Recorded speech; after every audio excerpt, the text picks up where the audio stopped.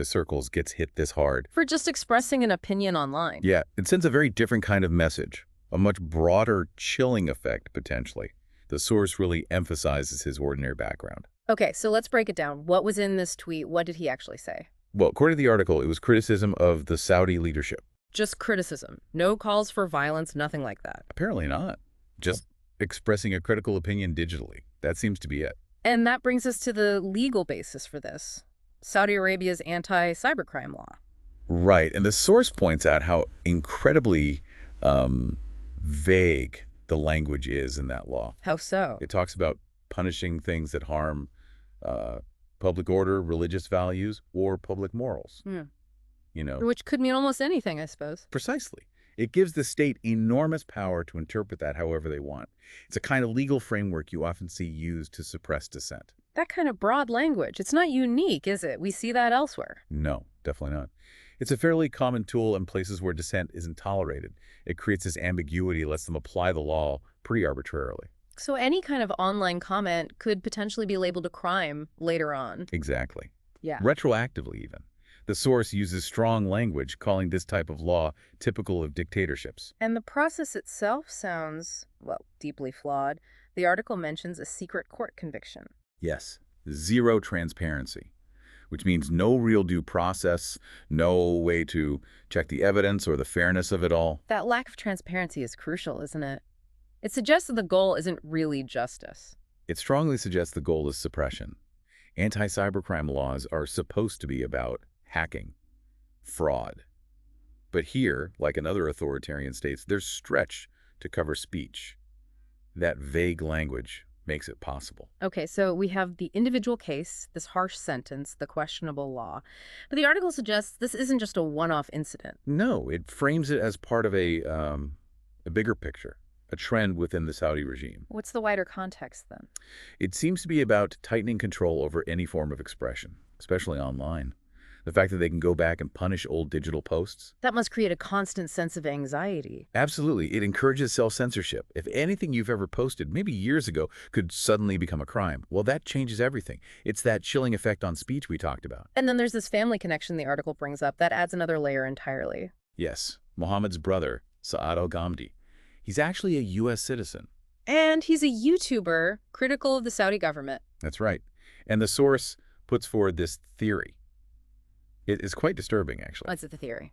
That maybe Mohammed's imprisonment wasn't just about his own tweet, that maybe it was also a message aimed at Saad. A warning, like, look what can happen to your family even if you're abroad. Exactly. A warning about the regime's reach and the consequences extending to family members, even those outside Saudi Arabia, even U.S. citizens. Wow, that is genuinely chilling, using family as leverage to silence critics overseas. The source definitely highlights that implication that just being related to a critic could put you at risk. It sort of blurs the lines of national borders when it comes to state reach. It really makes you question the limits of state power in this digital age, doesn't it? If a government feels it can punish someone based on their relatives' opinions. It's a significant escalation in suppressing free expression, absolutely. So what about the international response? Or maybe the lack of one? The article mentions the U.S. State Department hasn't come out strongly. No strong public condemnation noted in the source, no. And silence, too, from his former employer, Bank of America.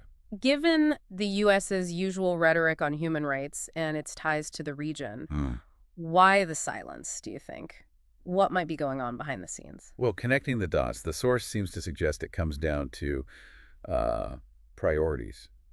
Geopolitics, basically, meaning Saudi Arabia's role, you know, oil, finance, weapons deals, these big economic and strategic interests might be outweighing human rights concerns in this case. So realpolitik trumping individual freedoms. It's a familiar, if uncomfortable, pattern. It starkly illustrates that tension, yes. Okay, let's pivot a bit. Let's bring this home to you, the listener. Why should someone who isn't Saudi, not an activist, maybe never even been to the Middle East, care about Mohammed Alghamdi? Because this case highlights a potential risk that exists in our interconnected world. The source points out that if you travel to, or even just have connections in, certain countries, it mentions Saudi Arabia, Egypt, China, Russia as examples. Your online history could become an issue. Potentially, yes. Your digital footprint, tweets, likes, old posts you've forgotten about, they could be scrutinized. The article makes that really alarming point, that even just being related to someone critical of a regime could put you at risk. Even if you've never said anything critical yourself. That's the implication drawn from the source material regarding this case. So for you, someone may be traveling for work or holiday. It's about being aware of how digital stuff is viewed differently elsewhere. It totally reframes how you think about social media, doesn't it? That's not just sharing cat pictures. It's potentially evidence, a liability. In certain contexts, yes. Old comments, things you shared casually, they could be dug up and used. It's a disturbing thought, absolutely. It is. And it leads to this difficult point.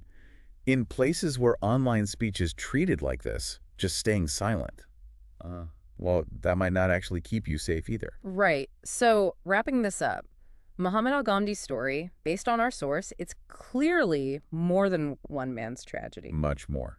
It's a stark warning, really, about the real-world consequences of digital expression in certain political climates. Even for people who aren't trying to be political activists, just regular people with an online presence or connections to others, it's still hard to process 10 years for one tweet. It really is. And it leaves us with a pretty significant question for you to think about. Which is? In a world where our digital past can be archived, accessed, and maybe even weaponized by governments, what does freedom of thought and expression actually look like anymore? And, maybe more importantly, what's our responsibility as individuals, as a global community, to protect it in this digital age?